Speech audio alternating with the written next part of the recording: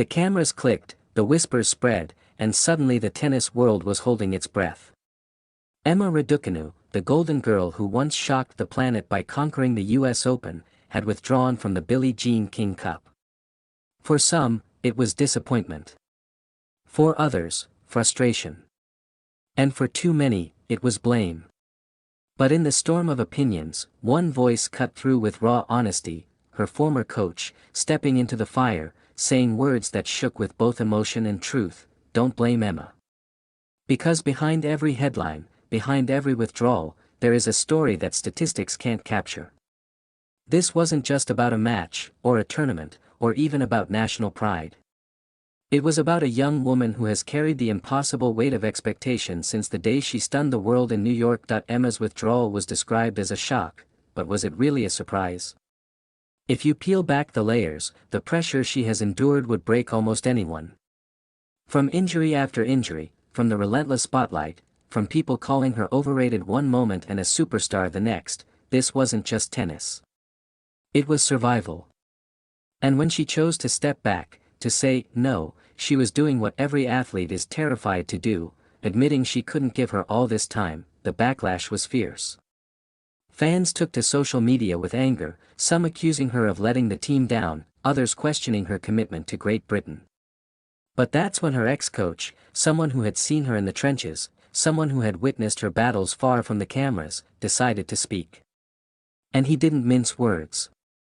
He defended her like a father protecting his child. He reminded the world that Emma Raducanu is not a machine, not a tennis robot built to satisfy fans, but a human being with limits, with pain, with scars invisible to the naked eye. Imagine being 22 years old and having the whole world expect perfection every time you step onto a court.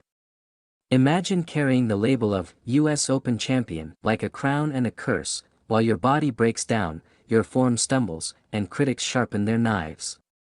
And then, when you make the brave choice to put your health first, instead of being praised, you're crucified. That is what Emma faced when she pulled out of the Billie Jean King Cup. Her coach's words were more than just defense. They were a reminder of humanity. He spoke about her tireless work ethic, how she would train until she could barely walk, how she never once hid from responsibility, even when her body screamed in pain. He reminded fans that the same girl who lit up New York with fearless tennis is still fighting, still hungry, still willing to give everything, but not at the cost of her own well-being, and maybe that's the part the world forgets. Emma Raducanu didn't choose the fame, the spotlight, the endless comparisons. She chose tennis.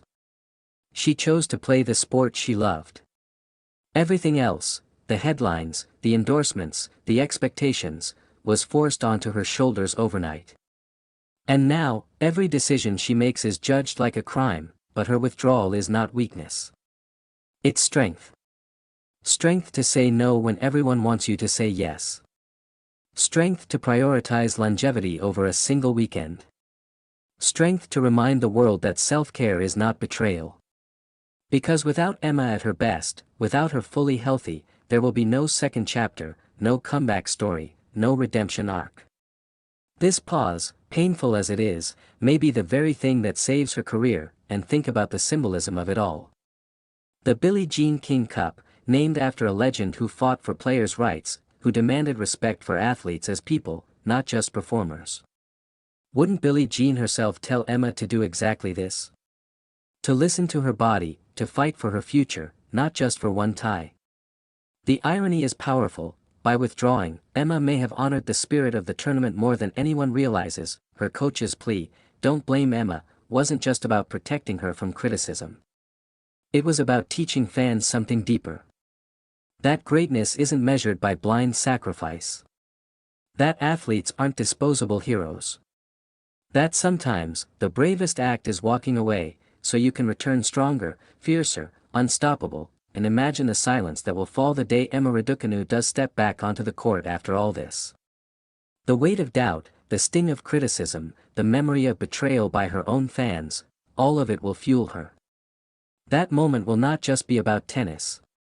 It will be about a young woman proving that vulnerability and resilience can live in the same body.